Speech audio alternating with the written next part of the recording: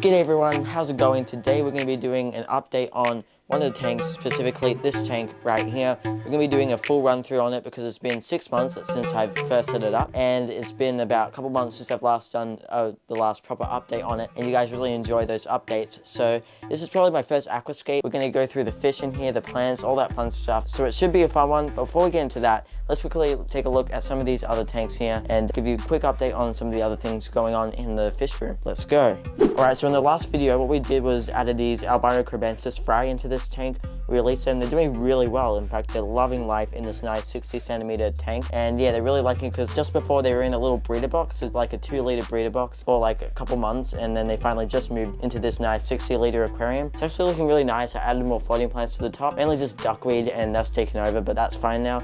Duckweed's going to get into all my tanks eventually. If it's in one tank, it's most likely going to get into all your tanks. We got this at the top, which looks really nice, and it's actually reducing a lot of the light in the tank, therefore reducing some of the algae or whatever that is growing all over the plants. But yeah, the fish are doing great, and the plants are doing great in here. I mean, they're at least surviving. That's all I need for this little grow out tank. And the bristlenose are also doing great. Not breeding yet, but hopefully we'll get some breeding soon. Alright, moving along to this tank here, we got the Kribensis tank. I'll quickly draw the blinds just so you can see the tank a bit better. Alright, so here's a tank. It's heavily planted, looks amazing. All the reds are really popping out in here. Really loving this tank. Like, every time I look at it, I just enjoy the whole tank. It's just got such a great vibe. The fry are doing great that the albino Kribensis are raising up. These are the parents to the fry in there too, by the way, just in case you didn't know. But yeah, this is another batch that they had, a much more recent one. Yeah, the parents are doing great. They look amazing. That's the male right there, and that's the female. Yeah, just awesome little fish. Can't wait to see these guys grow up and turn into them. And yeah, so the plants are doing great. That's all good. This tank here, the Angelfish, are doing great. Probably about to have another spawn soon. Hopefully I can get these guys off my hands for the holidays, but that might be a bit too hard because it's hard getting on hold with my cousins and getting these guys back into the main tank. But you know, they're looking great. Look at them. Yeah, they're really fun little fish to keep though, I must admit. And yeah, the bristlenose in here are doing great as well. Alright, and here's a 60-liter outside aquarium. It's been a long time since I've done an update out here. In fact, yeah, a very long time. So if we take a look in here, the fish are actually doing amazing. So for those who don't know, I'm pretty sure we got 3 zebradinios and 2 white cloud mountain minnows. Used to have 4 white clouds in here, but 2 of them have died off over the winter. But now it's warming up. Now they're finally getting more active, and the daylight is working where I can actually fit them in with my schedule feeding wise. So yeah, these guys are getting nice and fat, and I'm sure they've already had a couple of eggs over the last couple months, but of course I'm not going to try breed them. They probably just spawned in this little grassy outback, but there's no light on here, only a filter. Throughout the whole year, there's only ever a filter running on here, and we just got fake plants in here because I've tried live plants in here, but you know, the ambient light isn't enough for most plants. There might be some plants out there I could try at one point that don't need great lighting, but yeah, so the fish are doing great in here. The tank's thriving, cannot complain, and let's move on. Right, I don't think I've ever really talked about this properly on the channel before, ever, and it's been running for like almost a year now. But we've got this Emersed setup happening here. We're growing aquarium plants out of water, which is actually really cool. I'll show you. It's like 6 months into some of the plants they've been growing in here, so they've grown really well. And yeah, I'll show you a couple things. This is a pretty cool setup. Never really talked about it for some reason, but it's actually just under the shelf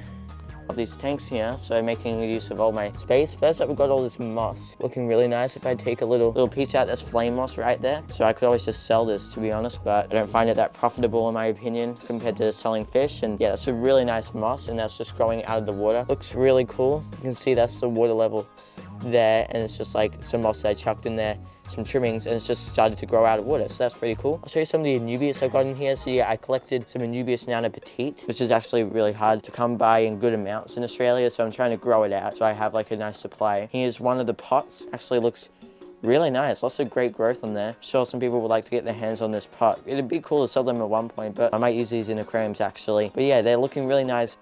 And then we've also got in here, which every Aussie wants to get their hands on more of at least, is Bucephalandra. So here we've got, I'm not sure what Bucephalandra that is, actually no idea, but yeah, I bought some just a sort of boost from my local fish store that they actually sold for the first time, so I had to get my hands on some, and look at that, really healthy growth in here. See, there's even a new leaf growing here too, which is great to see. And yeah, just growing plants immersed is really great because they've got unlimited access to CO2 in the atmosphere, so they're going to grow really fast. And Anubias and Bucephalandras in the wild grow like on the side of streams where they're like growing half out of water, and they've got all the water that's been transported through their roots, and they've also got all the CO2 in the atmosphere that some of the leaves can take in. I'm not sure if it's the leaves that take the CO2 and use it, or if it's like some other part of the plant. To my understanding, that's like a dummy version of how the plant of how Nubius grows in the wild. But yeah, so that's a really cool setup right there, and I think it's time to actually move on to the main subject of the video, the 20-liter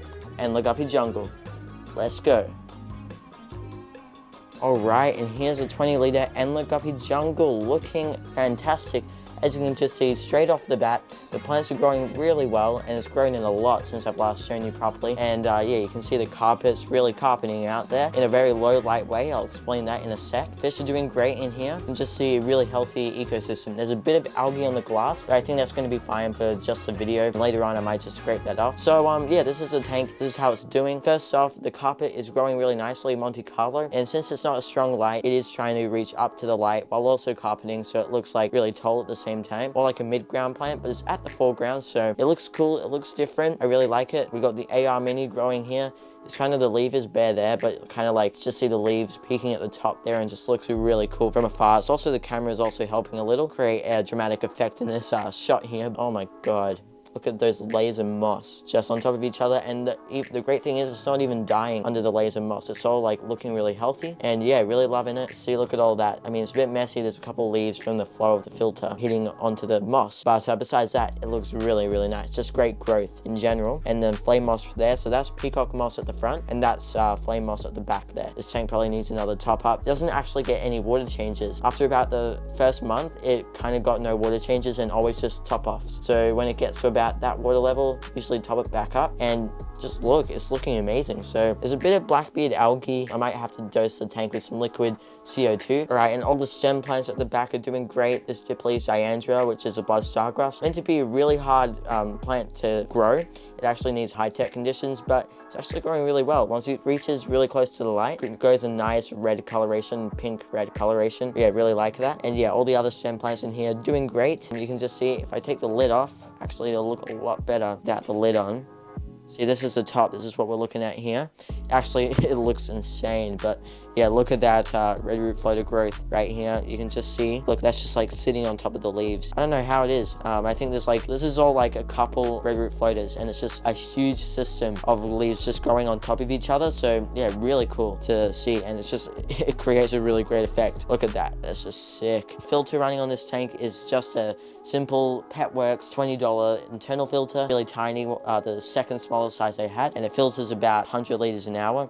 And this is a 20-liter tank. Absolutely perfect for this tank. And if we take a look, I've actually added some more plants since last time I showed you. Firstly, we added this Cryptocorani axelrodi. So if you've heard of the axelrodi tetra, it's like that, but a Cryptocorani. I don't know why they called it that. I think it means small or something, I don't know. But it looks really nice. It grows quite compact. And the other plant I added was, if you can see back there, I come around here, some Bucephalandra. So right there is some Bucephalandra catherinae. You can see.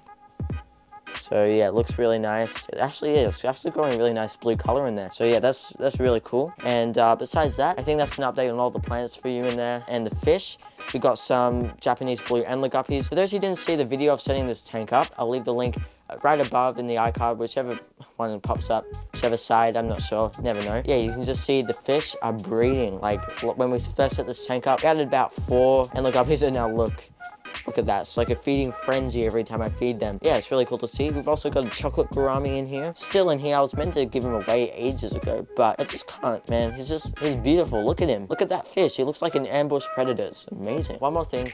My friend gave me some culls of his Bloody Mary shrimp, so we actually have some red cherry shrimp in here. They're beautiful red shrimp, I guess, so really love them. Don't know where they are now. They're usually always out. They're doing really well, and I just added these guys without letting anyone know, and I think they're just adjusting really well to this tank. They did, and now they're thriving. So I see them out and about most of the time, but right now they're not out. That's a shame, but if you please believe me, they are out here and there. So yeah, they're really fun to watch. Really great to have shrimp again. It's been a while. We're going to be adding more in the future, of course, so stay tuned for a video on that. And yeah, there you have an update on the 20-liter Endler Guppy Jungle. Looking amazing. There's a really nice far view for you there. I guess that's the end of the video there, guys. Thank you so much for watching.